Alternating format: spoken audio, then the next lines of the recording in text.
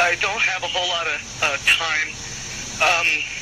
Well, look, let's begin by finding out whether you're using this line properly or not. Area 51. Yeah, that's right. Were you an employee or are you now? A former employee. Former employee.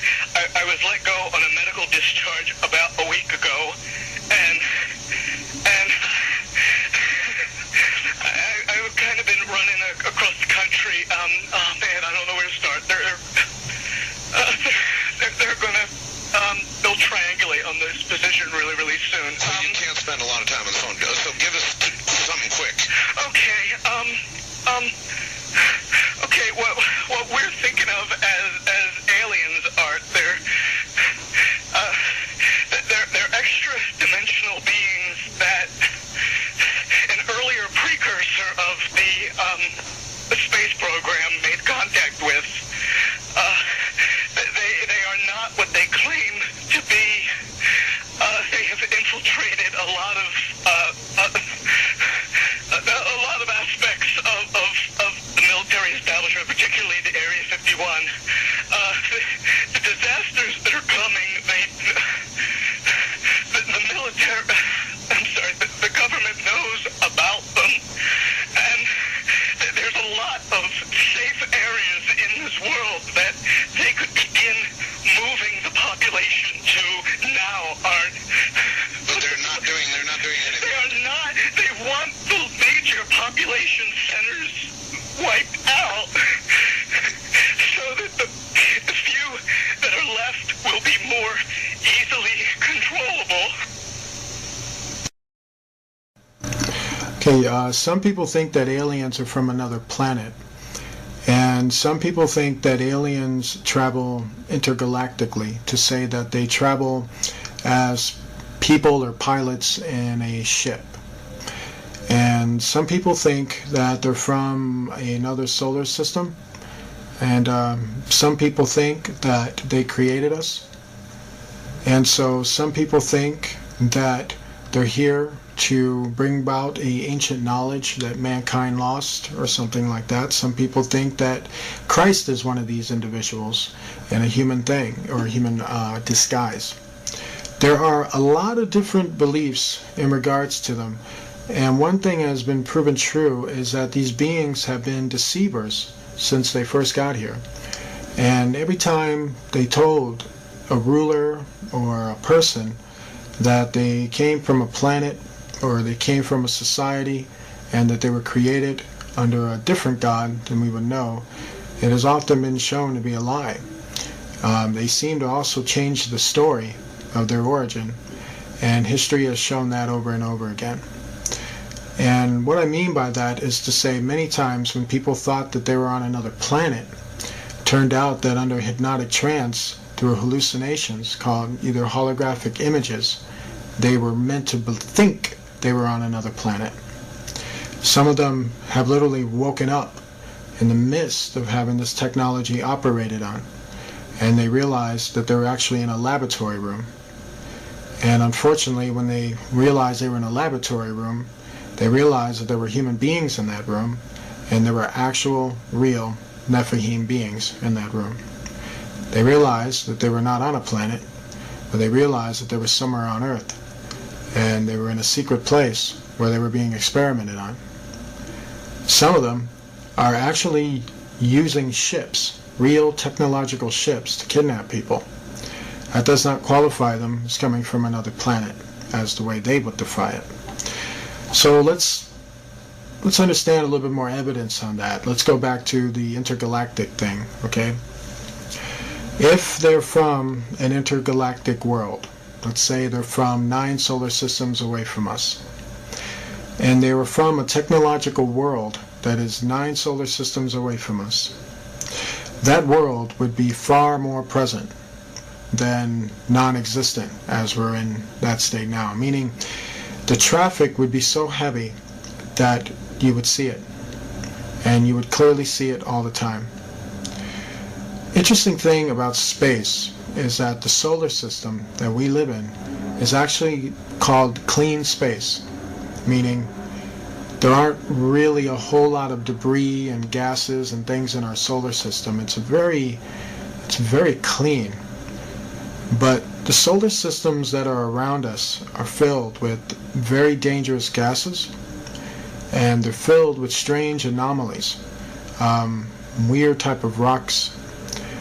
And basically what I'm saying is, for the kind of technology to travel warp speed at such a speed and power that it would probably kill them before they even got here. The gases would definitely ignite with nuclear energy sources. This is why deep interstellar travel is not possible, because the more and more further you go out into space, the more and more dangerous it becomes to travel.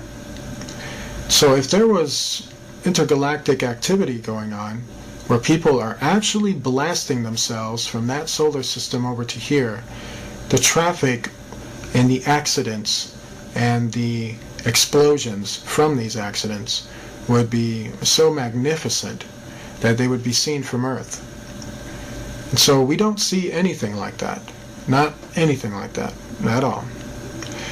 And let's say they manage to get through the gases and the rock formations and everything else. Let's say they develop some type of technology where they could actually do that.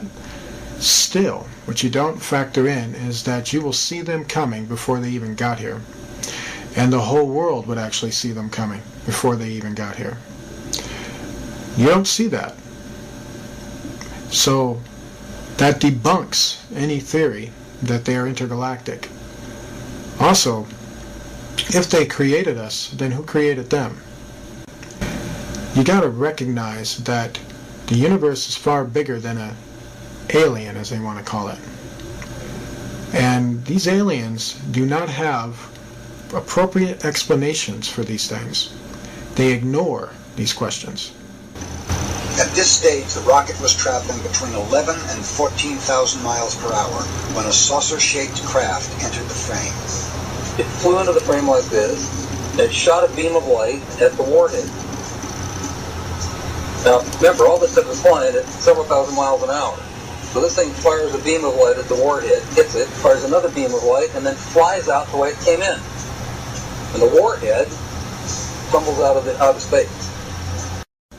In many incidences where these beings have been confronted, Jesus Christ has often been asked of them. And you know, they actually say that he's real. They can't even deny him. Have you ever wondered why? Now, from their behavior of disappearing and reappearing, that's not the behavior of an intergalactic entity. Because you are an intergalactic entity. You are actually in a galaxy. And if you were to go to another planet, let's say Mars, they would see you coming because you're in a ship. You would actually try to communicate with the rulers. You would communicate with the people. They would see you coming down from your ship in a normal intergalactic travel way. Have you ever seen these entities do that? Absolutely not. They just seem to appear out of nowhere, and they always want to have very secret meetings. And they're very good at hiding from the people. Have you ever wondered why? When these entities have been under investigation, when we watch them come in and out of our world, we've watched them literally open a portal in the sky and go into it, and then come out of the same portal.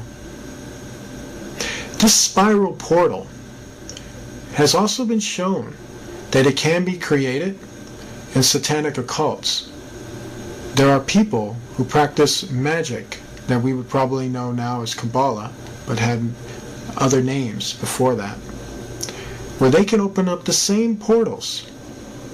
And not open up the same portals, but they can call up entities that look exactly like aliens. But yet, they don't call them aliens. They call them evil spirits, and they say that Christians would call them demons. But yet, Independence Day, The X-Files, all these shows want you to think they're aliens. truth is out there, and they're not aliens. You ever asked yourself, why would they want you to think that, though? You see, if you think alien, you don't think about Jesus. And when you think alien, it makes you doubt Jesus. And when you doubt Jesus, guess what happens? These aliens run right over you. They take control of you. They possess you. They do terrible things. They're not your friend. They're not my friend.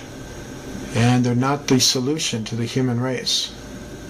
You see, you probably heard that they tell the human race and the rulers that you need to make peace and you need to end your weaponry and stop killing each other and stop doing these harmful things to each other, and we'll help you. But yet, what you don't told is that these aliens also want our help too. How is that? How is it if they got things together, why do they need our help?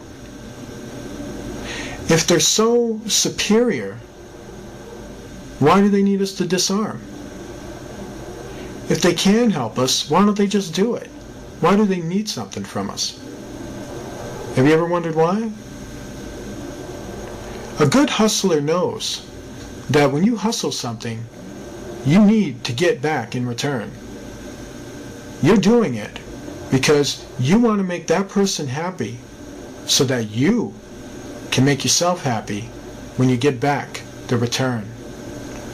A hustler will sell you something, but he wants the money. Do you understand?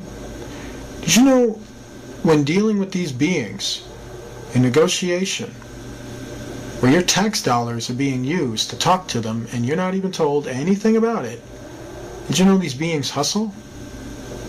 They promise people technology. They promise people to solve all their medical problems. They promise to show them the ruins of planets and to take them there and to help them build a society there without the people, which is you, me, and the people they're supposed to be ruling over and basically feeding us and take care of us and making society possible for us. A former astronaut who walked on the moon says aliens exist and that the government has been covering up incidents of contact for years now.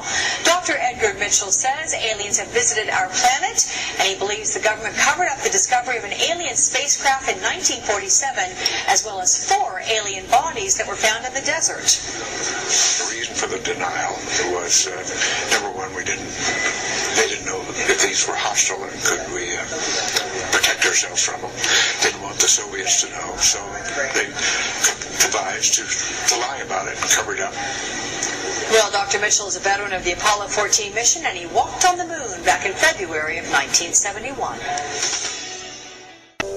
I've read about this incident you had in 1951, and you said you saw literally hundreds of unidentifiable flying objects. Yes, they were flying quite high. How high we couldn't tell because we couldn't get anywhere near their altitude. But they were either very large craft way up or smaller crafts still well above what we could get to. For a day and a half, all of this happened, but then no one wanted to talk about it. Well, we sent a report forward on it, and the answer that finally came back months later was they were probably high-flying seed pods, which didn't sound very logical.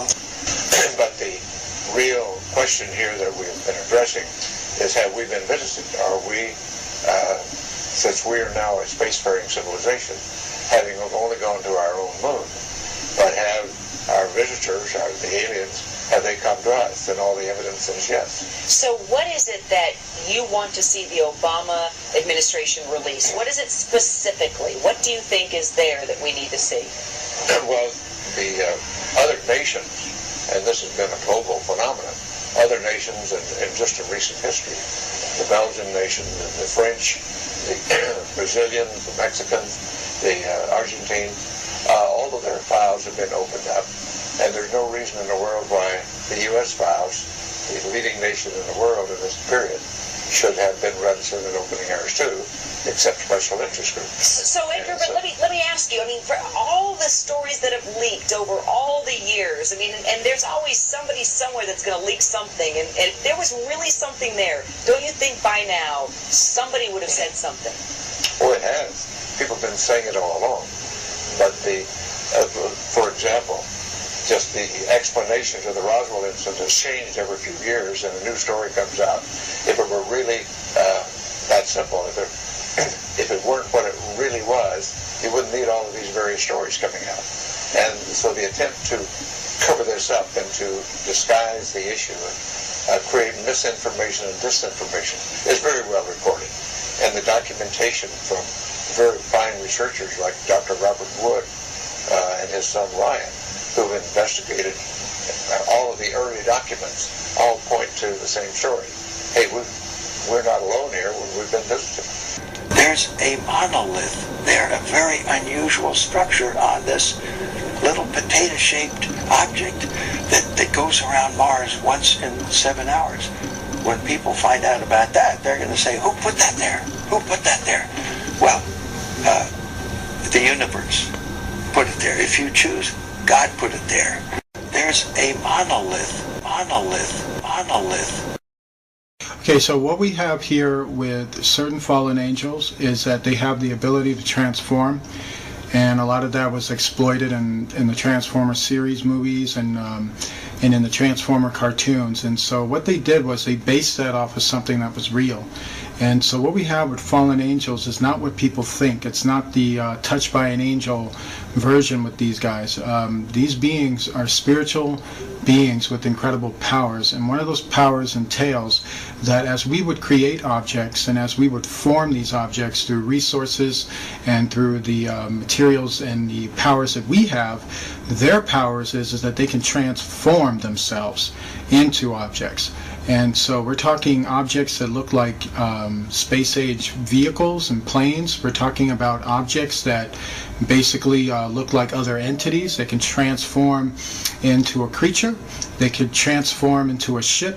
They can transform to even look like the implements that we have. They can literally transform themselves to disguise themselves as a car, as a plane, and as a lot of different type of objects. There's really nothing they can really do in terms of transforming. We do know that when it comes to the fallen angels, they don't have as much power as they normally would in terms of their transforming abilities, but they do have them at a very good length. So they're not totally depowered. And so a lot of them like to transform into ships. A lot of them like to transform into certain objects. A lot of them like to transform into basically UFOs, basically planes, basically other looking creatures. And sometimes it gets sporadic. Sometimes they kind of, from a lot of the transforming and using the powers that they use in our dimension, it kind of weighs heavy on them. They can't always maintain it. They can't always maintain the form or the shapes that they take, and sometimes they go a little crazy in the atmosphere. And then sometimes that's caught on camera, where they're just like morphing into like a UFO and then a dragon and then other types of forms of spiritual reptilian looking helixes, if you will, combinations of different forms. For instance, you'll see some transforming from a UFO into a dragon-looking creature and then back again, and then it disappears and then comes back again. And when it's doing that, what's happening at that moment is that it's freaking out because it can't maintain its form in our dimension, and they don't want to go back to the other dimension they just came from. So they try to struggle with it. And sometimes when they come into our dimension, they're pretty set in their form or their shape, and they're able to maintain it for probably long periods of time before they end up dissipating, and then another group comes in. And so there is a weakness to them, but we don't have the weapons to really combat them, to tell you the truth. I mean, fighting them is like throwing sticks at them. It's not going to work. You can throw a nuclear warhead at them, and that's not going to work. You can shoot bullets at them, and that's not going to work. When it comes to the full spiritual beings, the full fallen spiritual beings, I'm not talking about their Nephilim children, who are another story, because they can morph too, but not as well as the fallen angels. The fallen angels, to understand them, they're usually balls of light And then they have demons that can also appear that way. So it's tricky identifying them. But one thing that you can do is when you pay enough attention to them, or if you spent enough time observing them, you start to notice how the demon lights are not as transformable as the fallen angels. Fallen angels are, they can basically transform within seconds and disappear within seconds. And the demons, or the spiritual demons, they seem to maintain a certain form, and then they're known to just basically dissipate a lot quicker. And so that's probably the only way you can tell on that end, when it comes to these beings. Aliens are two types. Aliens, as what people will know them, are actually fallen angels. And fallen angels have more power than people think. They're more creative in their deception than people think. Fallen angels like to pretend to be aliens. They rather you think something different other than what the truth is. And then you have the Nephilim, who the Bible says were the children of the fallen angels. And they too still exist, and they too have been mistaken as aliens. And so what we have, like in the time of Enoch, when the book of Enoch was talking about it, it very much confirmed that there was a time when these beings lived on earth, and they came from a dimensional world, and they actually came, through portals, basically. Enoch saw them coming from another world, literally another world beyond our world, and that has nothing to do with the solar system or the galaxy or how we would know the universe. This universe of theirs is behind our universe, and they can open up doors, spiritual doors, basically, portals that have spiral shapes, and they resemble 666 shapes, and they basically come through the portals. And when they do, they tell people they're aliens, or they tell people they're gods, or they tell people that they came from Jupiter or from Mars, and they tell people they're going to solve all their problems. And then when people deal with them, and this is our rulers, by the way, our rulers make deals with them, and even if it involves hurting us, they'll make those deals with them.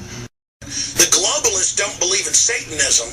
They believe they're contacting interdimensional aliens through the drug use and through the electronic interface, and they believe, and actually write about, Ray Kurzweil, all of them, that they're going to merge with the machines, blast off into hyperdimensional space. And that's why they're so crazy. That's why they want to get rid of us. That's why they're smiling and giddy and acting so nuts, because they believe, if you're a psychiatrist and are hearing this, understand, whether it's real or not, they believe they are in contact with these entities and are being directed by them. That's why they're so evil. And the entities are telling them eternal life, total power, total control, everything you could ever want. Just kill everyone. Set up a world government. Build this design we're telling you. Build what we're telling you. Build this. Build this. Let us through. Build the Hadron Collider. Open the dimensions. Let us in. We're going to really help you. We're friendly little guys. They'll think for 1 minute they come from a planet. Next thing you know, well, we didn't come from that planet. We came from another planet. And, oh, we didn't come from that planet. Oh, yeah, we did come from a dimension, but, you know what I mean? And so they lie. They've been lying for like centuries. So the thing is, when you look into them, when you really, get some guts and decide to, investigate them and find out where do they come from by simply, doing the things that investigative science taught us, which is to investigate, origin, investigate matter, investigate movement, investigate all these things that would make a person or defy what a person is. How you can tell something is a dog and what a dog does and where a dog goes and what a dog eats and what a dog does in terms of, its lifestyle. And so when you do that with so-called alien study, guess what you find out? You find out they don't come from another planet. You find out that they don't move galactically. You find out that they move interdimensionally. They move through parallel portals. When we talk about like Enoch, when we talk about what makes Enoch so important, why, what's the big deal about Enoch, why is everybody going toward the book of Enoch? There's two reasons why. What happened in Enoch's time is happening now in our time. And that's scary, because what happened in his time was pretty messed up. Okay, so what we had that occurred in Enoch's time was that there were rulers that were on that earth, powerful rulers who were worshiping evil spirits. These evil spirits told these rulers that they came from another planet and that they were going to solve their problems for them, and that there was more God than just the one true God. And so they believed in that for like hundreds of years for a while, and these were like descendants of even Seth. And what happened is that over time, while these rulers were worshiping and not taking warning from the other sons of God, those entities backstabbed them. And what happened is that the more and more the rulers worshipped them, and the more they got control over what they did, it allowed those entities to enter further and further into our world, to the point where they received enough energy and enough permission from these rulers to literally enter our stratosphere. And when they entered our stratosphere, they came in full invasion force. The book of Revelation tells us that's going to happen again. We are living in the stage where the beginning of that is already happening. So what we put this picture is Hitler basically meeting up with the fallen entities, and that was basically irregular for him. He had a very large interest in basically following them and basically communicating with them and basically talking to them. And these beings were, very much part of the plan and the destruction of World War II. You'd be amazed at the fact there's a lot of attacks in World War II that they actually took part in, that history tries to cover up or tries to bury. I mean, if you look back at maybe 15 years from 9/11, so many people will have a different view and a different explanation to that. But when it all comes down to it, the Bible tells us that fallen entities are involved in our leaders, and our leaders shake hands with them and greet them and, are happy to see them. Hitler is also very much involved with the 13 council members, and so he's very much a guy who reports to them. And this is one picture that you're looking at right here. This photograph was actually snapped, I believe, during an attack at Antarctica, if kid you not. Hitler didn't die in 1945. He actually died later on after World War II because he was hidden in that base for a while. This was a photograph that was shot of one of the UFOs, if you will, one of the Virginia aircraft planes that attacked an aircraft carrier. Right before it decided to unleash a hail of missiles on it, one of the soldiers snapped a picture of it. And these are the things that you got to really wrap your mind around, because when you don't wrap your head around it, you're going to get very caught up in it. This is also the same deal. What you're looking at the bottom with the heat source is very much the fuel injection of the plane, or the Virginia. This is also another photo shot of the Virginia.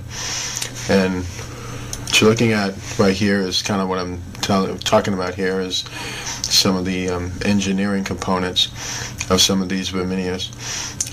They have a circular fusion type of power, and it's right at the center of the Virginia. And basically fusion, that's basically using type of nuclear fusion with water, and basically sends it into a lot of hyperactive speeds. And it's just very, very advanced, and it just show you just how advanced we were in World War II, which would even implicate to you now just how more advanced we are now, and how so much of that is not shown. And what you're looking at here is another case of that. You can see how sleek they build these Virginias, and you can see how well they've gotten to the point of building them. They're nowhere near to the point where they used to be, but they've gotten there now. A lot of this was help from the fallen angels, because our rulers by that point did not have a lot of mental capacity behind this, and so they had to be retaught how to rediscover their own inventions, which is very sad. But it's the making of their own doing. If you look very closely at this, you'll notice I believe it's a 50 cal machine gun that was built at the bottom of this one.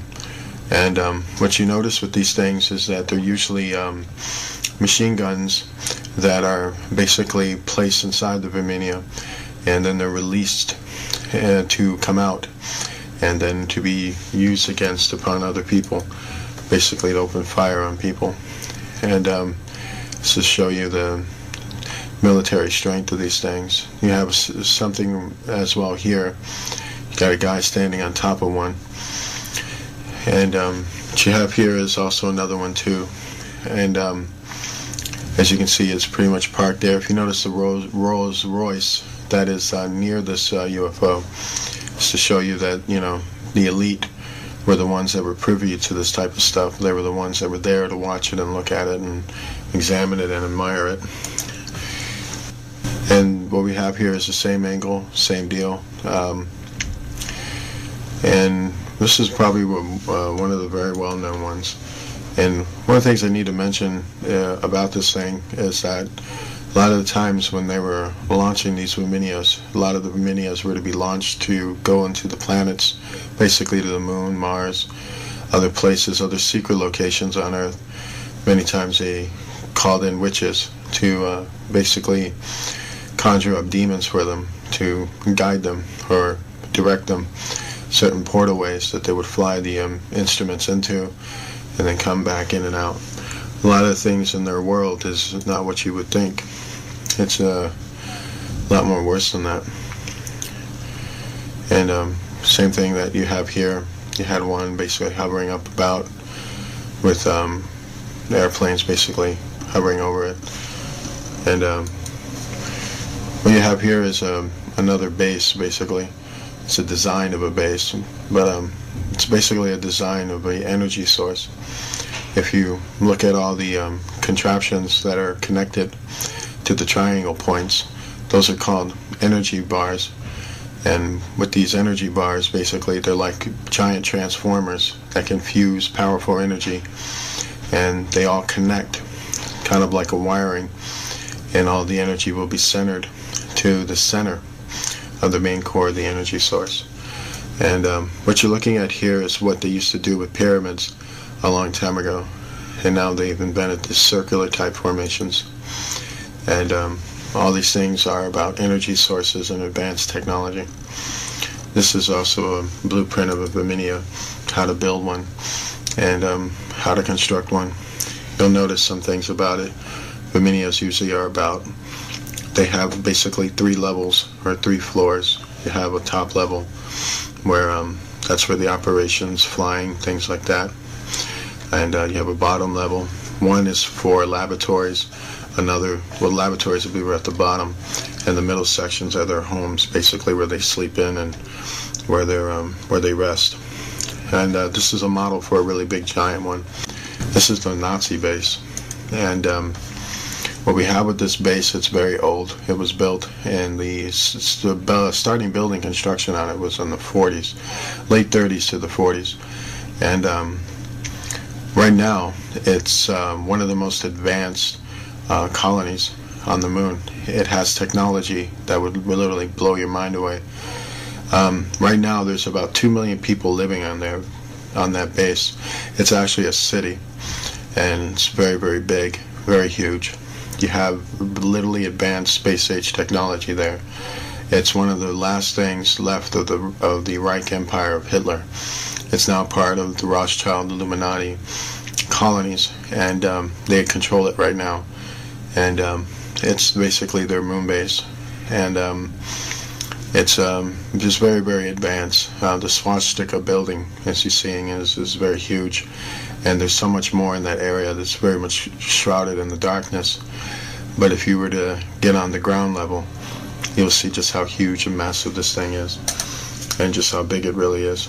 The top part of it is a huge satellite on top, and just very, very advanced, filled with aircraft hangars and all kinds of other advanced technology there.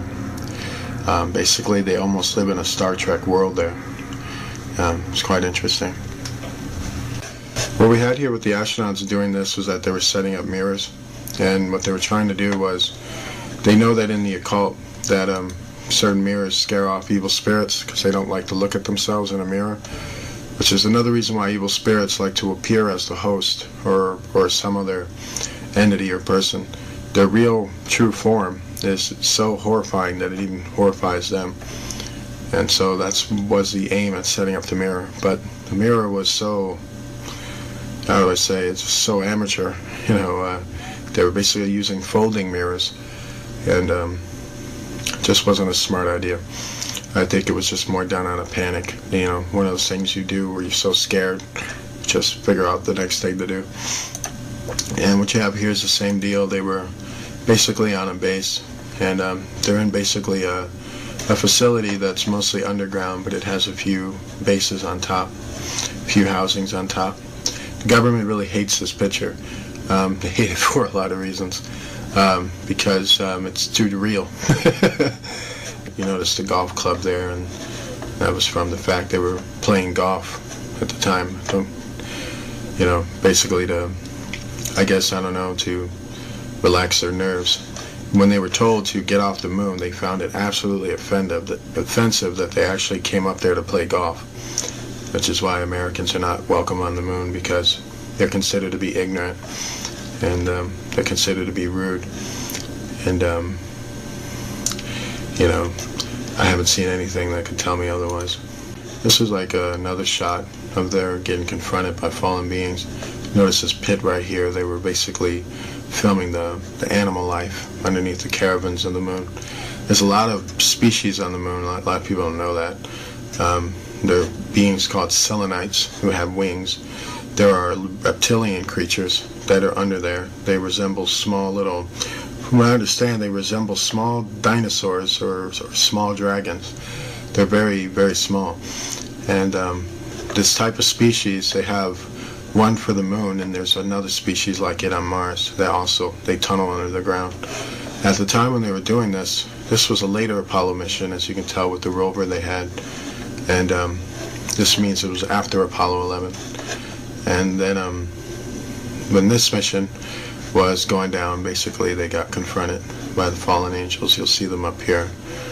There's actually 5 of them coming around, but every one fallen angel is probably like 20 or 30 of them. Remember, they join themselves. They basically fuse themselves together and travel in a light source.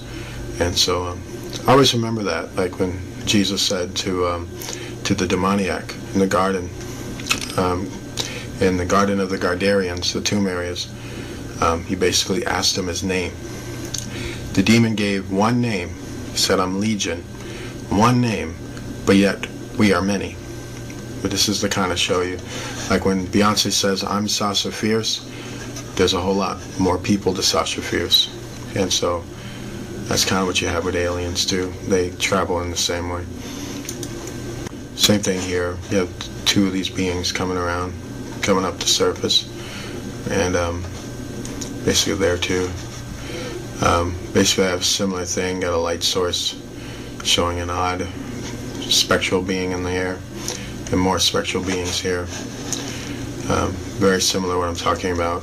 You see how they travel close together. You got one here, and then you got one here. The Bible says that they're beings of light, meaning spiritual beings. And these are also pictures of basically them covering up moon structures. This is NASA telling you there's nothing up there by erasing what's actually up there, so that you can go home and think there's nothing up there, even though you'll never go home and think, well, if there's nothing up there, why are they doing this? You know, what's the point of this? Why would you do that? You know, that's basically to show you that they're hiding what's up there. They don't want people to know about what's going on there, what the deal is, and stuff like that. So that's why you have a lot of these buildings that are just being basically covered up. Same thing here. What you have here with this structure is that it's a ruin, a very massive ruin, and it's basically a temple. And from what I understand, it's very, very huge. The structure is probably a good 5-6 miles wide, with probably going up to about maybe 15 miles high. It's very, very huge. And it's one of those structures that hardly ever gets talked about. But very, very powerful indeed. And We have more of the same type of thing here when they were basically landed in this area here. This is when they were filming the abandoned city, or the ruinous city. It was a city made of metal and crystal. I kid you not. Many of the buildings had huge giant holes in them, or they were halfway destroyed or hanging. They were mostly ruins. They filmed and actually shot photographs of this massively wide buildings, massive area, and had to cover up the whole entire thing with pitch black. But because there was so much crystalline in the photograph, a lot of people were able to just use a lot of infrared and a lot of other camera ways to bring out the images that were being covered up in there. So with the greenness and the blueness and other things, you're starting to see that there was something huge, something quite massive that was there, that the astronauts were to go there and basically extract technology from there and basically film it. What's so heartbreaking about that is that you won't see that in the National Museum. This is back to what I'm talking about here. You'll notice it here. There's a big opening right here, and when the other astronauts on this mission, with some who actually leaked some information, came from the radio transmissions. The radio transmissions revealed that they walked through an opening, and when they walked through an opening, they were basically walking on a platform opening, and they were underneath the structure. And when they looked, they were able to see more of the city and what it looked like. They said this opening structure was made of metal and crystal, that there was metal pillars holding it up, while the rest of it was just crystals. And they basically just walked straight through it. And that was the opening where they walked in, and basically were looking around at it, and then they walked out and started taking pictures of the overview of it. And you'll notice some of these rock things here. There's more to these rocks than people think. There's actually technology that's buried within those rocks.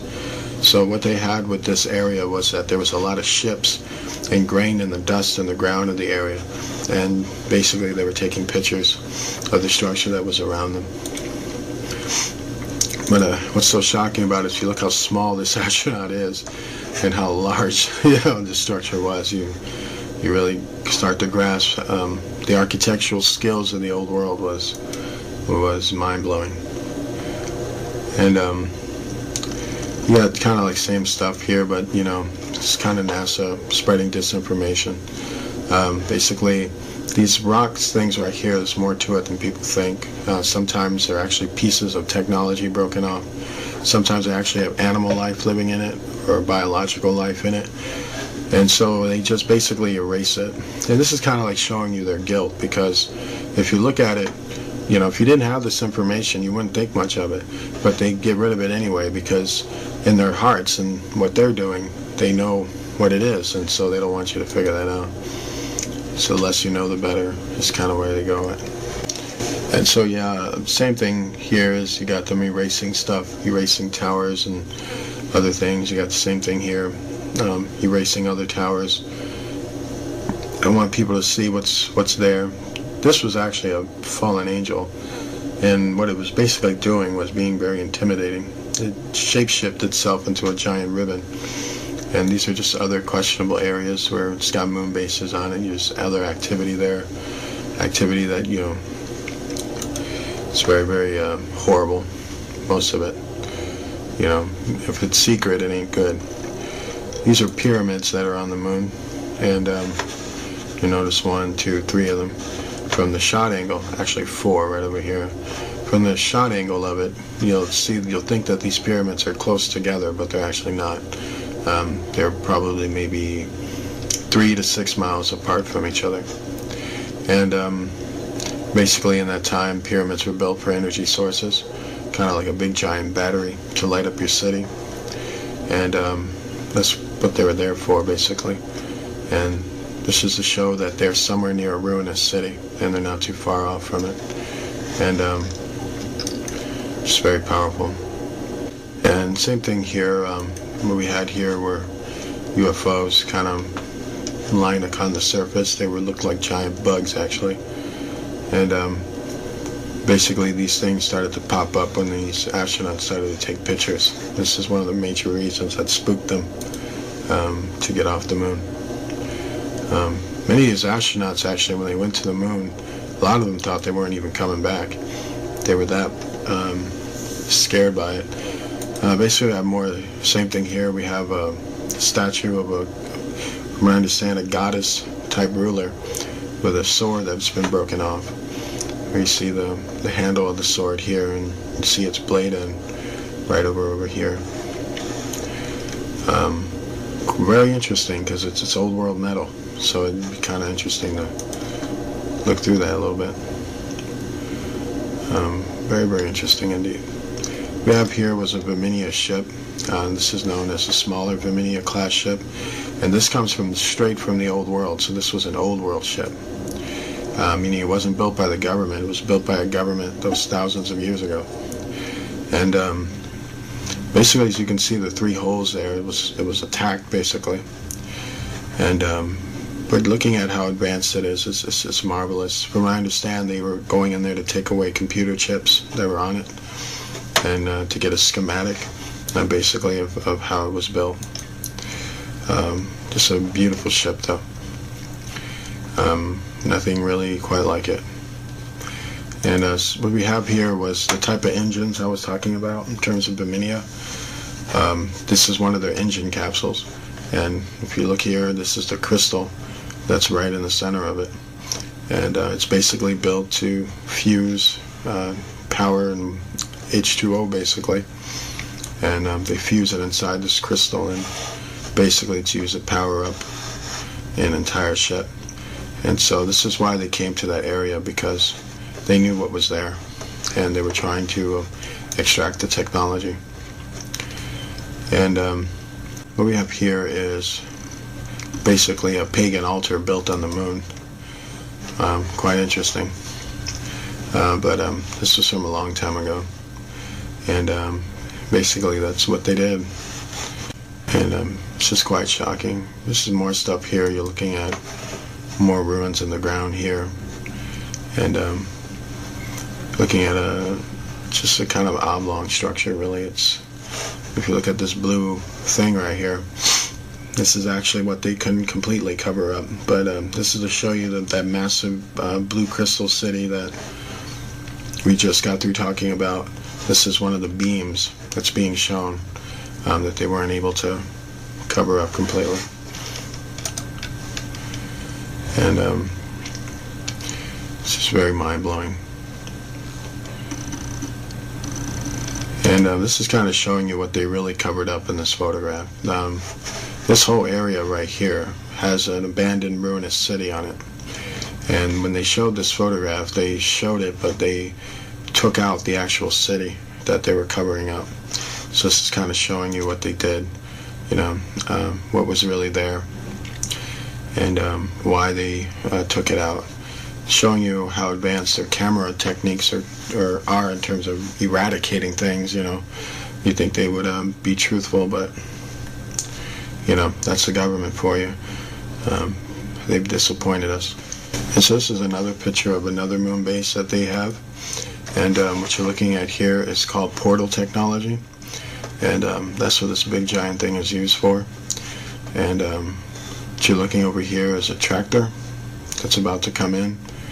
And this tractor usually goes to the mining fields, picking up silver, gold, metal, other resources. And this is one of the bases that they have on the moon. And sometimes people come through portals. They're walked out through here, and they come into this base here. There's tractors here. You'll notice mining fields here around it.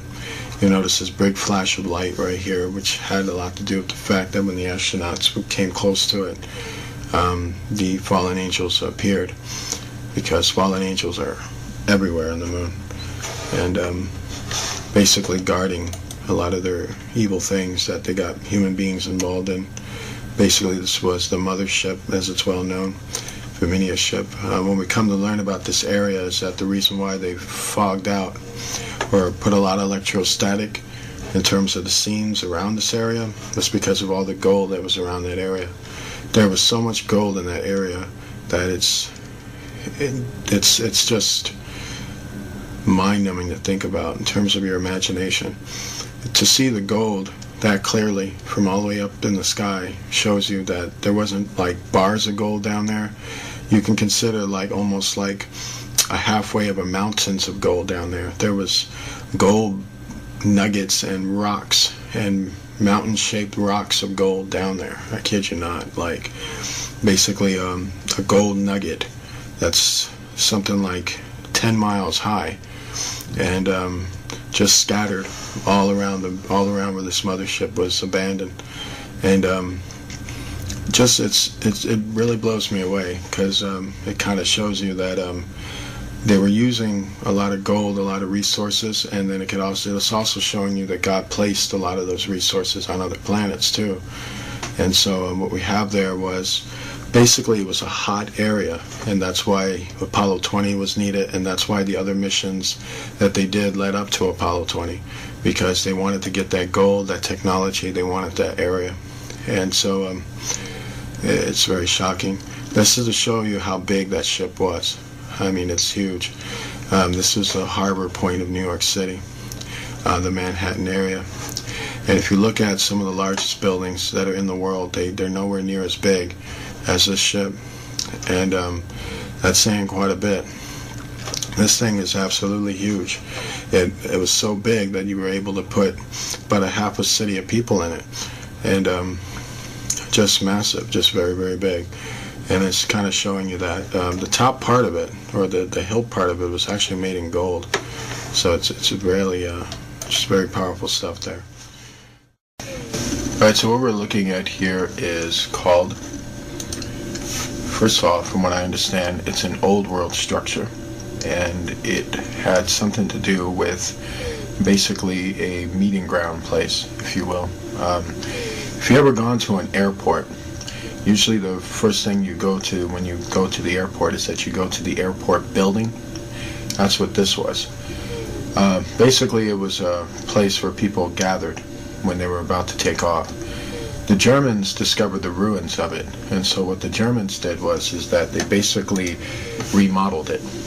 And when they remodeled it, they used it as a base of headquarters when they were extracting resources off the moon, and when they were building an underground base on the moon.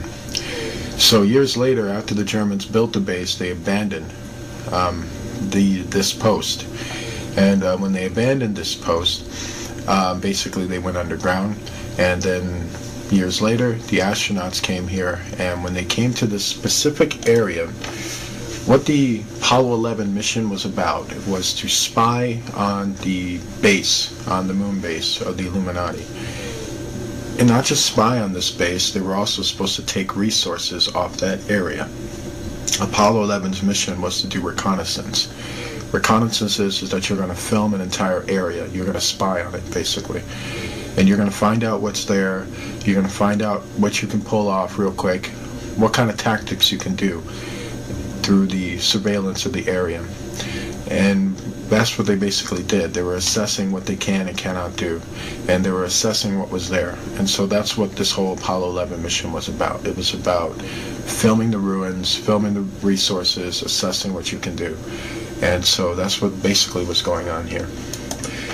And what we're looking at with this structure is that it's a very huge structure, by the way. It's a two-story structure, but it's very long, it's very wide. And when you go directly into what they're doing here is they're going into the front door, basically. And when you get a very good look at it, you start to see what I basically mean here. You can basically see there was a time where basically what you're looking at is the inside of an airport, if you will, but a space-age airport. There was a time where people would be, well, basically they'd be lined up over here, and you got these other buildings and other rooms where people basically would have had their office, if you will, and, you know, there was more to this structure. A lot of it was destroyed, but there would have been a lot of technology around it. So by the time the Germans got to it, the Germans would have just remodeled it, you know, put some new structures on it to hold the building up and things like that. Once it was abandoned, it was just, that was it. So you'll notice some things about the walls of the building. You notice that they're very bright. You notice that when they come in with the camera, it seems like the whole thing seems to illuminate. It has a lot to do with basically the walls. The walls are made out of alabaster. Alabaster makes things glow, kind of like marble does. And so, from what I understand, this structure was a combination of alabaster and marble, and kind of like a white stone, if you will. And so that's why it has a very type of eerie glow. This is one of the astronauts walking. We believe this was Buzz, actually, with Armstrong filming. And if you take a good look, you notice some things here. You can see kind of what I'm talking about. You can see how this is an old world structure with some new structures in it, but this is kind of like an old world kind of line, if you will. It's a place where people lined up. And the more and more you get a very good look at it, you'll notice these archways. Archways are places where people would gather. They'd be coming in and going out. And you'll notice some other things. You look at these beams across right here, you'll notice that some of these beams are attached to the old structure, which is to hold it up. And you'll notice the ground is very broken up, and that has a lot to do with the destruction that the building went through, or was basically hit with, a long time ago. And you'll notice now he's filming another room, which is here, and he's about to go right into that room. And so what he's doing is that he's just walking along it, and you start to notice some rocks, blocks, and things that have been broken apart. You'll notice here also how it's one room here, rooms here. You'll notice how it looks very much like a big giant office building. And that's kind of what you got to really put into you, is that is what you're looking at. Is that you're looking at a building that had an administrative function. And even in the old world, it had an administrative function. And when the Germans took this land, they made it also into an administrative function. And then until after a while, that was pretty much it. And so that's what you're just looking at here. You're looking at a building that used to house very advanced technology, and then the Germans used it, and the Americans spied on it and walked in there and wanted to get a very good look at what's inside there. From what I understand, there was circuit boards that were left around in there. There were metal pieces as well. So basically, they collected all the circuit boards and all the metal pieces, all that type of resource that they can carry back with them while filming the rest of the structure is what they did. And pretty soon you'll see that when they're digging up these metal pieces into piles. And so you're looking at more of the structure. What he's basically doing now, he's getting more closer near the ruins of the structure. Now as you see what he's doing, take a very good look at what he's doing. He's looking at the ground because he's noticing that there's metal pieces on this ground. So that's what he came for. And so he's looking around to see what he can pile up. Just getting a very good look at it, at the whole thing. So now you see him walking over it. And if you're wondering why they walk so smoothly over it, that has a lot to do with the uniforms they're wearing. They wear things that are about like 200 pounds, and with the shoes have a very strong adhesive, so it feels like bouncing. But they're not bouncing because of the atmosphere, they're bouncing because of the shoes that they're wearing. And if you look very good at it, you notice how the structure is missing a floor here. You'll notice how with this building, the entire top floor that should be like a ceiling on top of them is not there because that has been wrecked, destroyed. And so only some part is holding up in the back while the front part has been basically gutted.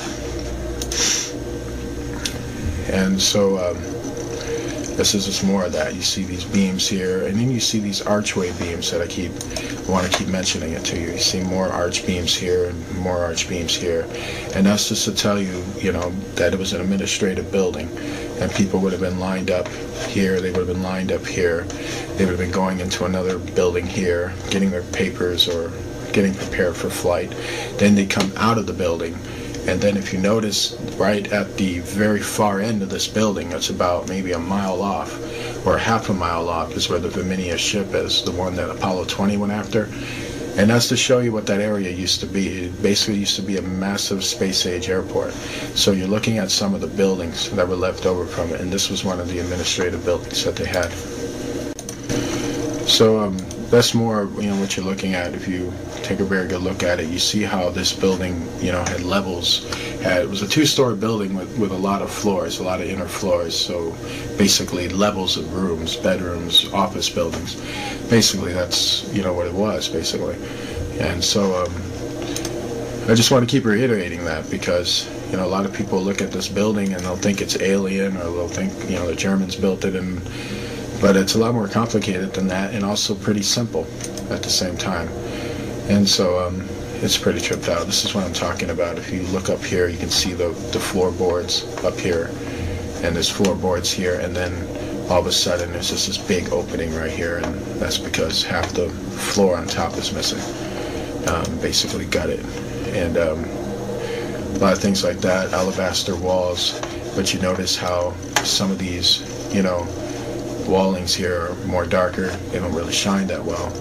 And so that's to show you that the Germans had to, like I said, remodel. They had to put some of their raw material on there to kind of hold the building up so that they can use it. And this is Buzz in the middle of it. And, it's a funny thing with Buzz is that right at this point, when he's standing in the middle of it, just looking at it, what was going through his mind is the fact that he just could not believe that this was there. Like, he's just mesmerized by the fact that somebody built this here before he ever got there. And now he's thinking also, man, I got to go back and tell the people that we're the first ones on this moon and there's nothing here, while he's in the midst of the truth. It's a very eerie moment for him. And if you notice how still he is, he's just standing there, just looking. And so it's just to kind of give you the insight of, what's going on with him. He's just really mesmerized by what he's seeing. And let's get a good look shock at it. You can see how big this building is in terms of width. It's a width building, definitely. But it goes for quite a bit. Like, you got these tunnelways that are going all the way, or hallways, if you will. They're actually hallways. And going all the way down and all the way down. You see how long this building was. It was probably close to about a mile long. And it's very, very huge in terms of that. And so one thing about old world buildings is that they emphasize a lot on width and length. They were very astute at that. So that's what you got going on here as well. Also, you'll notice there's more hallways here. More doorways, hallway down over here. There's another section over here. It's just mind-blowing. Top of right here is actually the main ceiling right up here. And it's kind of a box-shaped structure, an oblong box-shaped structure. And once again, Buzz is just more in awe. You notice how slow he's moving now, kind of looking around at it, just kind of in disbelief, just, really blown away by what he saw. If you're looking at it right here, this is another hallway point, and where they're at, their module is right over here. And so that's what they're basically looking at. And you notice how this room is designed. It has a very interesting type design, the design is very interesting. Every time I look at it, I can tell with old world structures, they were very into being creative, and so, but not too far off from what we would build a structure as. It's kind of like the same style, same format of how we build our buildings. So it's very powerful stuff, and the more you get a look at it, the more you're really floored by it. Okay, so you'll notice that they're on the outside. They're actually filming in the inside, something on the outside. And this is their module, so one thing you gotta ask yourself is, what's this thing? Right up here. Now that is quite interesting, because it's actually outside. And so it's a little weird. It probably has a lot to do with the entities that are up there. And they did describe that the entities were hovering on top of their heads. So that could have something to do with that. Very, very weird indeed. And That's probably why he's filming the module right now, because he's getting worried. Okay, this is what I was talking about in terms of picking up metal fragments and circuits. Now, if you notice what he's doing, if you take a very good look at what he's doing, that's exactly what he's doing. He's collecting up circuits, he's collecting up wires, and he's collecting up metal pieces. And he's basically piling them up so that they can basically take them out of there. And that's what Mr. Buzz right here is doing. He is basically trying to pile them all up together. And quite interesting. And reason why it's dark there is because it's just not enough light. And this is a computer composite of what the structure looks like. If you take a very good look at it, it's very, very big. And you can see how it's just a big, massive, long, two-story administrative building. And just very, very huge. And quite interesting indeed. And that's just to give you a very good look at what you're looking at. And there's just so much about this, you know. This is a piece of the second floor ceiling. It's broken off there. You'll notice some things on top of it. It's kind of circular, like blocks and stones on top of right here. That could have more of a function than we think. We could be looking at a piece of a broken off machine. And it's just amazing, you know. Very sad when you look at it too, because you know, you realize certain things, and you know, you realize what we lost due to sin, due to rebellion against God. We cost ourselves quite a bit. And you know, the earth is temporary. Even the planets are. None of this stuff is going to last. You're not going to see this stuff in eternity. And believe me, you don't really want to. The place is haunting, by the way. If you have the astronauts who talked about it, who covertly talked about it, spoke about the feeling of being haunted, you know, the feeling of something was on their back or on their shoulders, looking at the apparitions of the fallen angels being haunted by them. So the moon is very much haunted. So right now we're going to show you a female body that was found on the moon. And this came from Apollo 20, which was a very covert mission. And it was done between Americans and Russian astronauts. And this mission was the last known mission to the moon in terms of the American involvement of it. And this is the body that you're looking at right here. And you'll notice some things about the body is that you'll notice these tubes that are connected to her eyes and her mouth and to the center point of her head. These tubes are actually flying devices, and they are devices that are attached to the neurons of her mind, basically. They had a technology back then, a long time ago, where they were able to pilot things almost seemingly using their mind, but they were using technology that was attached to their mind to send out basically a particle ray to operate computers that would lift the ship into the air. And so basically that's what you're looking at are piloting devices that are attached to her face. And if you get a really good look at her, you'll notice her skin is very much in place. The people in the ancient world lived for a long, long time. That means that their skin texture was far more powerful than ours, meaning they didn't decay as quick as us. As they lived for thousands of years, it would also take thousands of years for them to decay. And so that's why her skin is still intact. Also, the fact that where she was, it was highly cold. She actually was frozen to death. So when you add that in there, it pretty much you can see why her skin is very much attached. And there's other things you'll notice about her. If you notice, the rims around her hair are quite curly, and you'll notice some of that there, and you'll notice some in the back shot. Basically, those are braids, and she had braided hair. And if you take a pretty good look at her, you'll notice that her facial features resemble someone of quite great beauty. She was known as a very beautiful woman in her time. She is also the pilot of this ship. and her body was the only one that was intact at the time when they found the other bodies.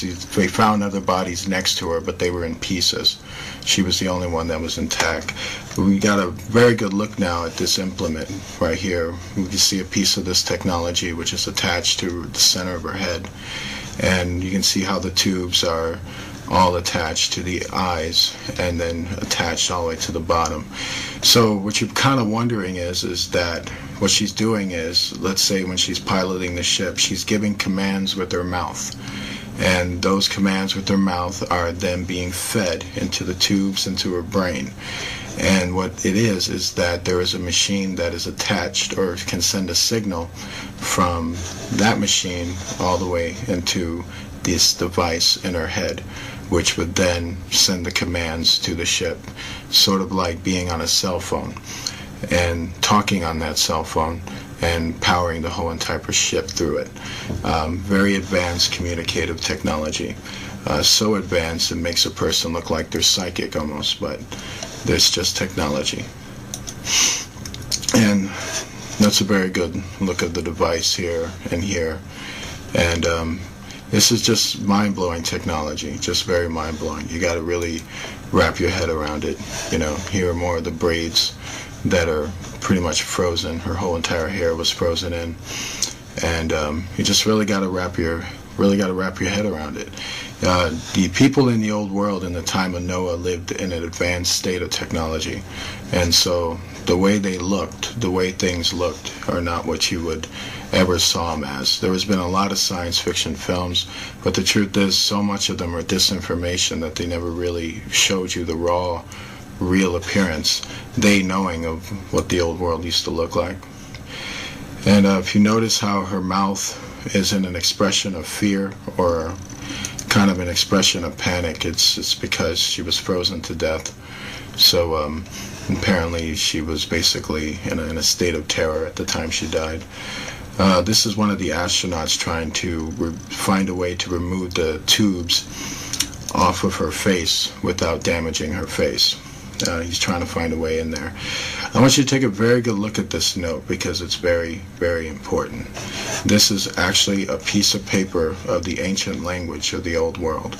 This was the language that we used to speak a long time ago. This was the language that we had before the Tower of Babel, that incident that busted up all the languages of the earth. This note is written in cursive writing, and what you have up top of here, and this is from an analysis of the note. We have not been able to translate the note or figure out the components of the lettering. We have been able to figure out its vocal intention, however, and we have been able to figure out that it's a note styled after the type of notes that we see today. Basically what you have up here is a name and a date. And what we have here is a very long explanation of something that we don't know. But vocal contention is that they spoke many, many words in a row. Like a sentence that we would break down is probably one long continuous sentence for them in the way they spoke. And that's about as far as I can get with that. And this is about as far as any investigation has been into that. It's a combination of basically cursive writing that's similar to English cursive writing, and the letters are almost similar to English. So what we have here, is a more close-up look at what we're speaking on here. You notice that it's very cursive, but you notice how the sentences just continue to go on. And you notice it's more cursive here, design, but the sentences don't have a cutoff, they don't have a punctuation mark or a dot. They just continue to go on, and they continue to go on. Then you have a more type of high signia right here, and then it continues to go on. This is to show the kind of language they spoke, how they spoke continuous sentences. As we would stop or pause, they would continue to go. And their whole entire language was almost like a song. This is done in songs. Songs do this. When a person sings a song, it's a continuous chorus. It's just going on, and you understand what the song is. Their language was similar to that. And it's just very fascinating. I wish I was able to tell you more. I wish I was able to translate the whole thing, but we no longer speak this language, and so that's why we're not able to.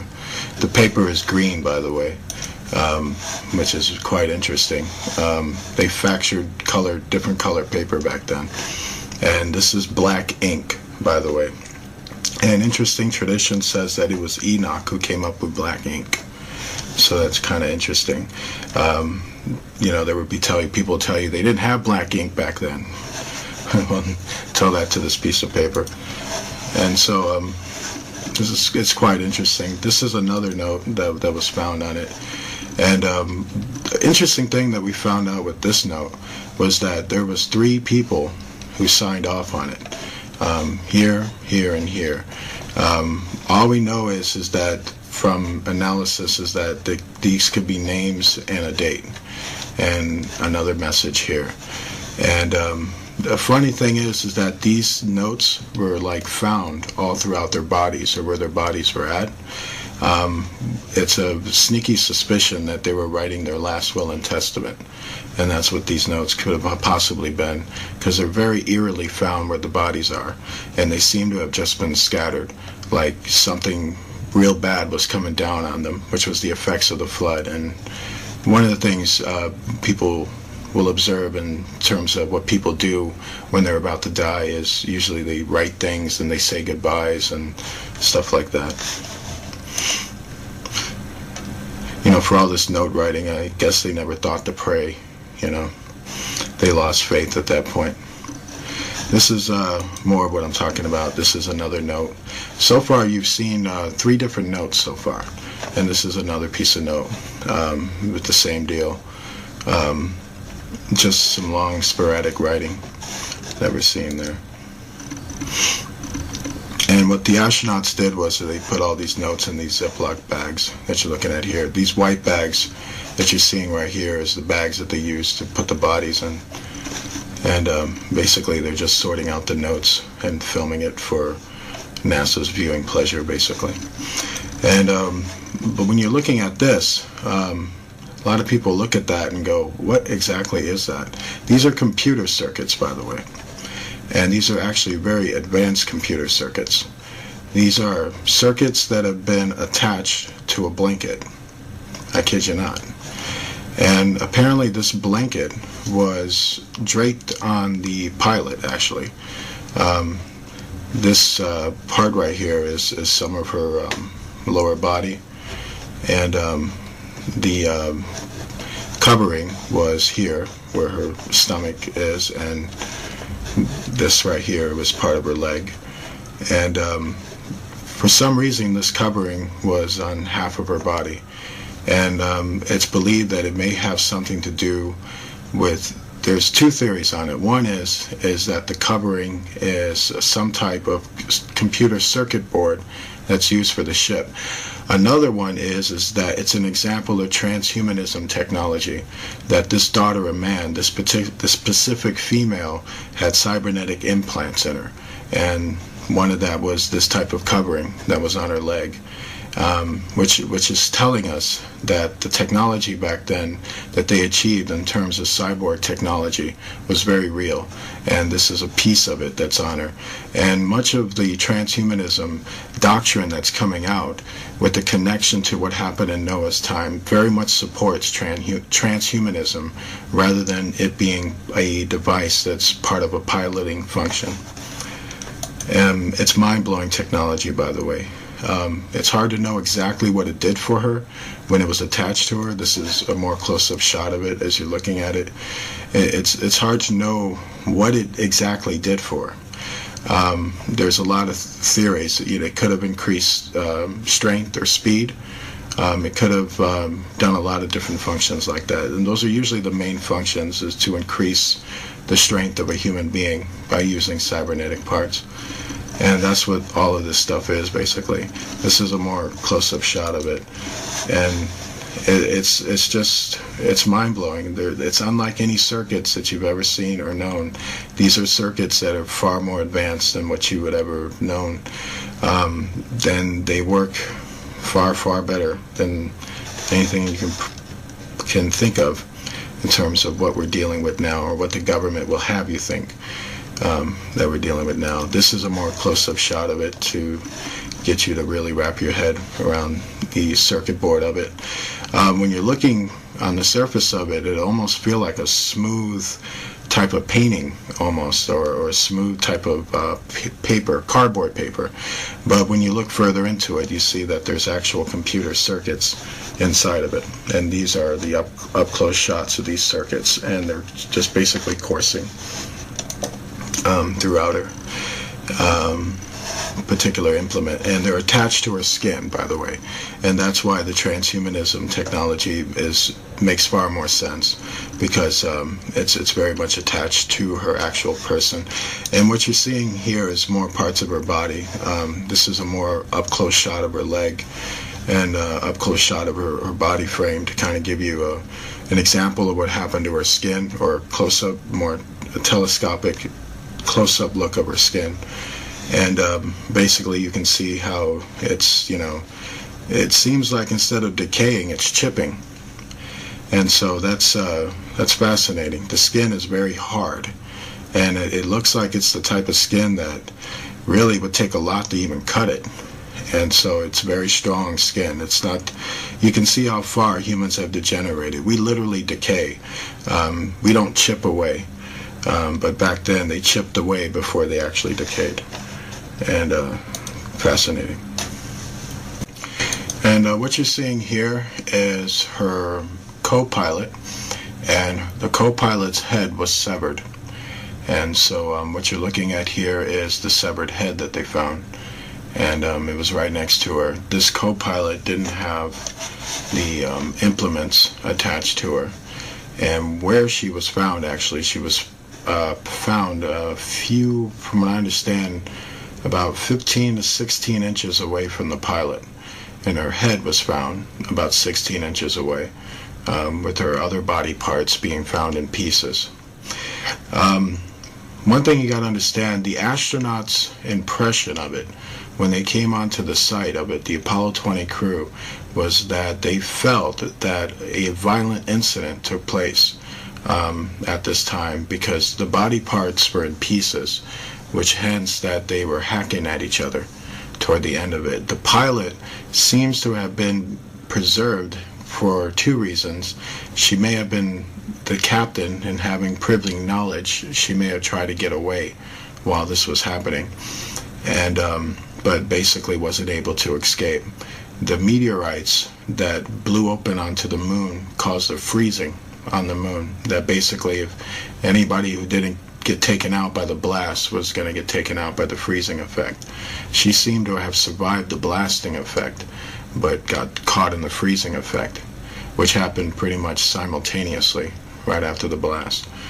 And that's as far as it's known. And what will eerily shock you is that a lot of old world technology that's found all have traces of a violent disturbance that had taken place on it, from having laser holes blasted into them, from bodies being found in pieces, and being found in suspicious ways, showing that they were in a state of panic and violence at the time that the flood effects were taking place. And so much of that is, you got to really wrap your head around that these people were living in a very violent society. This is an after shot of when they removed all the tubes off her face.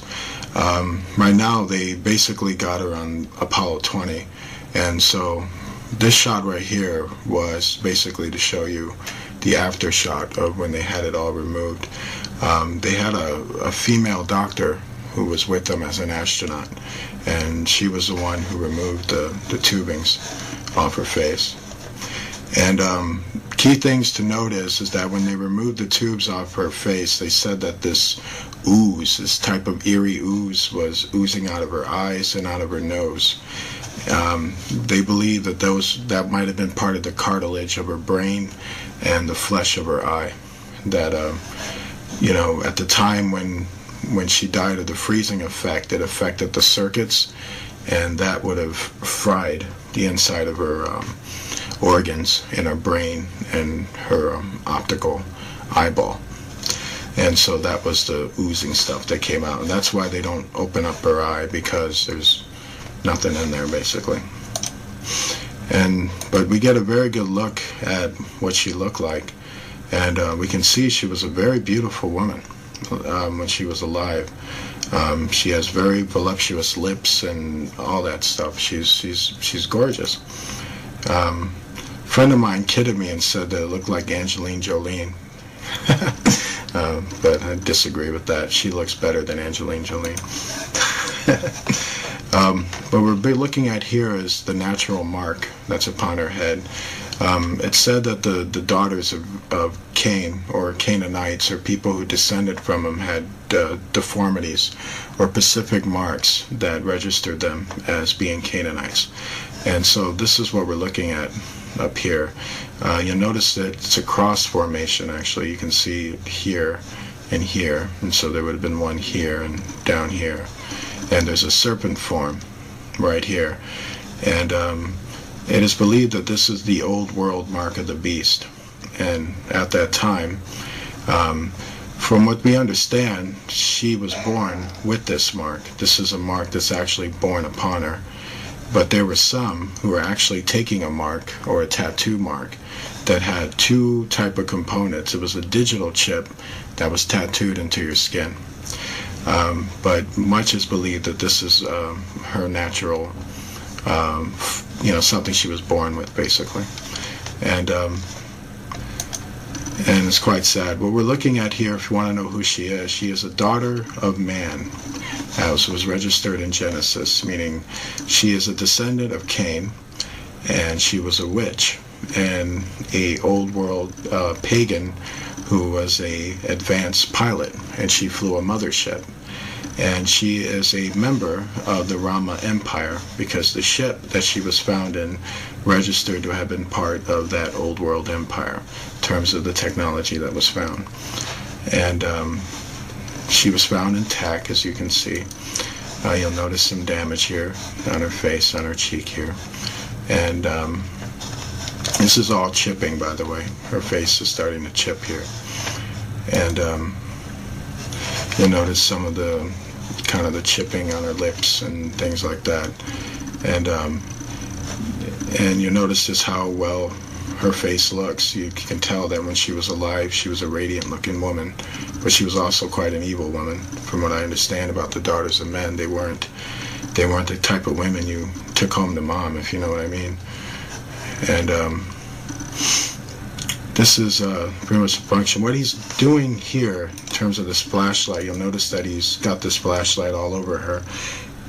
He's basically checking her skin out. He's basically checking for any abnormalities, anything that's out of the ordinary, anything that doesn't fit.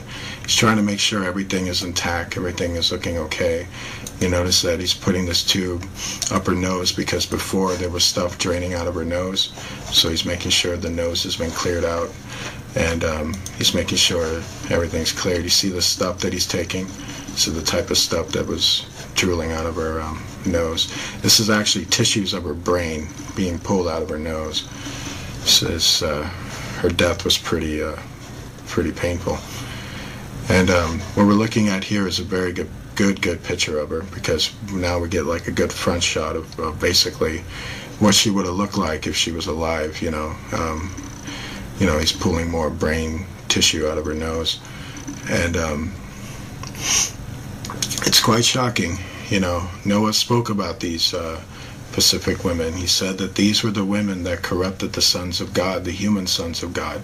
They used to be married to some of them used to be married to fallen angels. I don't know if she specifically was, but I do know that she was one of those daughters of men who did corrupt sons of God. That I do know about her. And it's sad.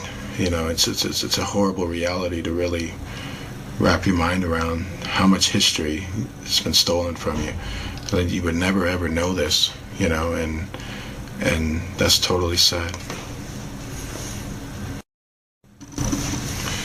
So now we're going to show you the image of the ship. that was found. And first thing we want to talk about in terms of this image is that it's a very controversial image. And the first thing you got to understand is that this image is being brought to us by a very advanced telescope. And it was a telescope that was attached to the technology or the equipment of Apollo 20. It was an instrument that they had that was extremely advanced. And so basically we're looking at an image that's actually being looked at from basically thousands of miles into space. And basically they had a technology, much like a telescope. You know, when you look at a telescope, the objects look smaller in the telescope. And so this is what we're seeing here. And they're actually seeing it through a computer screen as they're moving the telescope. And so with that understanding, that's the understanding you need to have as you're looking at this footage. And also you're going to notice there's a lot of static in this footage. That was actually done by NASA, and I'm going to tell you why you'll see that static. And if you take a very good look at it, at what they're looking at here, you'll notice how the ground is shiny. In fact, it's very, very shiny. In fact, it's shining yellow, and that's because there's a lot of gold. And when it starts to static up a lot, that's actually what they're trying to hide. They're trying to hide the fact of what they were really looking at and what they were really going after. They were going after gold, technology, resources. It's the same old man with the same old hang-ups, no matter who's ruling it. And so if you look onto this side right here, you'll start to notice some gold here, and you'll start seeing kind of strips of it all on the ground. But it starts to get more stronger around here than when you start to see it. And what you got to notice about this round gold plate up here is the fact that if you were on the surface looking at it, it basically would look like a mountain of gold down on the surface where you would be at. That's a lot of gold, people. This area is Fort Knox right here. This one area right there. Probably more so. And then look right here. There's another massive mountain of gold right here too. And that's just mind-blowing. I mean, there's gold on the moon, and a whole lot of it. And there's an area there that just has a big massive mountain of gold. And that's what this whole area is. And that's why they're going over this very, very smoothly. And they're trying to get, first of all, they're trying to get a logistics for where to land, where to go, where to walk around, and basically what to pick up. And so where now they're basically scanning the area, and so that you can get a very good view of basically the surrounding and the terrain that they're in. And soon they're going to start to come across the mothership. And this mothership that you're about to see is the ship that the daughter of man, the female corpse, was found in. And she was a pilot of this specific ship. And the ship seems to have been in the hangar, or its hangar. The area, or this area that the ship was found around, is believed to have been some type of airport, basically a space-age airport, that was basically decimated and destroyed. And so if you're looking now, you see a lot of these meteor rocks, as you will, and they're all over the ground now. You see them here, basically you see them everywhere. And these are not natural rock formations. This is the sign of a great devastation that took place in this area. These were the rocks that were shot out of the earth like meteors, and they scattered all over the moon to destroy it. And so that's what you're seeing, is these massive holes in the ground.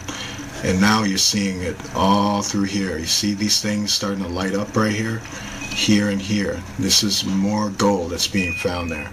And it's all over the place. Now the static comes, and this is NASA. NASA's trying to now hide what they're trying to see. Now it's more gold. And not just gold that you're seeing here and here, but now you're starting to see the ship itself, which is right there in the hangar. And the more and more they get closer to it, they can start to see it. And you'll notice that the ship's main, what you would call the bridge, if you will, the screen that covers it, is made of gold as well. And that is a big, massive gold plate too. And you'll notice that now they're getting more closer into the ship, and now they're looking at it. And keep in mind also, like I said, telescope technology is what they're using. You're looking at a computer screen from their ship using a telescope machine. So they're actually telescoping this image from their ship onto their ship so they can get a look at it.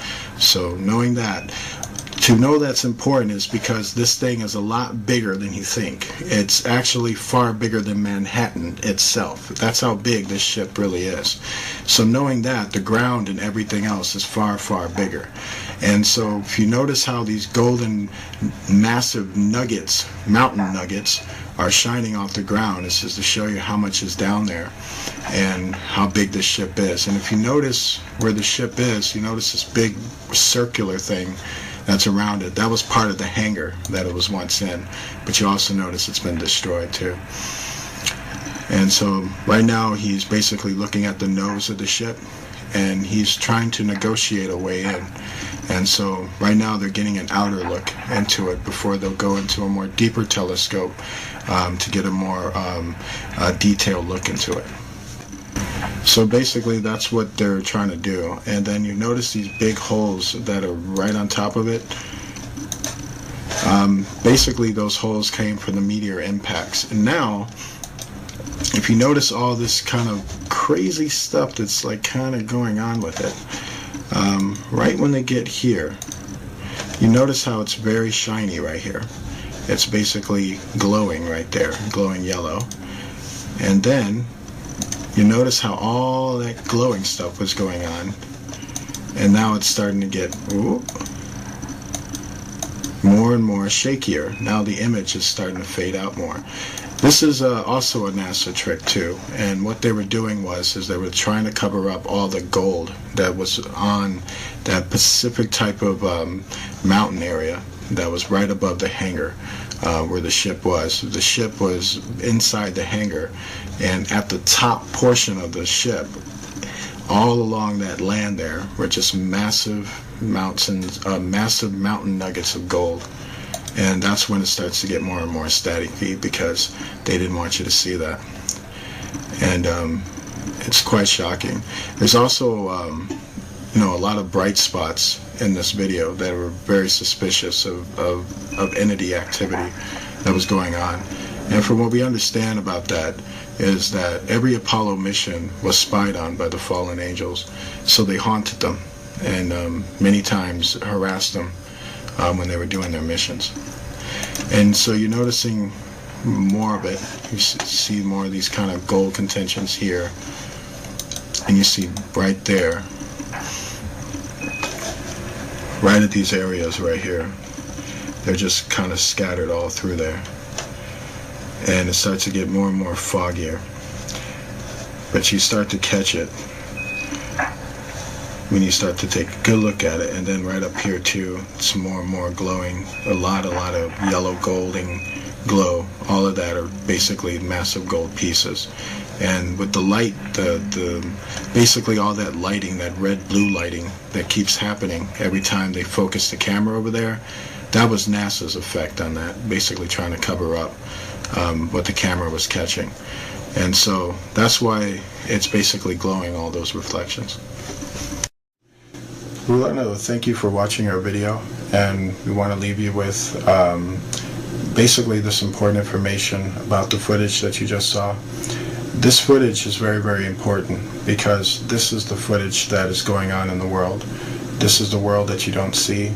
These are the things that go on in this world that you've either been lied to about or the right information wasn't brought to you, and a lot of those things. We did these videos for two things. One, to show you that they're real, and also to explain it to you so that you can walk away with the proper information about what you're seeing. These entities are real. They are hyperdimensional beings who take many different shapes and forms. Our government has lied to us about them since they showed up, and every world power has dealt with them at one point or another. And every world power has also lied to their citizens regarding them at one point or another. And the world that we live in is not quite what you think it is. And when it comes to our history and our past and the threat that we're dealing with, Right now, that was the threat of the past. Basically, if you don't know your enemy, and if you don't know history, you're doomed to repeat it. And it's best that you wrap your mind around the truth of what you're seeing and understand that it's real. And we're affected by it each and every day, and we're always close to it each and every day. It's a time to basically reflect on what you saw and reflect on your faith in Jesus Christ, because he is king of that world that they come from, and he has everything in place. It's a time to really take what you saw and realize that the Bible supports this. This is the reality the Bible's been talking about, and this is what you've been denied in church. Church should be teaching you this stuff, but instead we have to. We hope more people will teach others. God bless you and good night.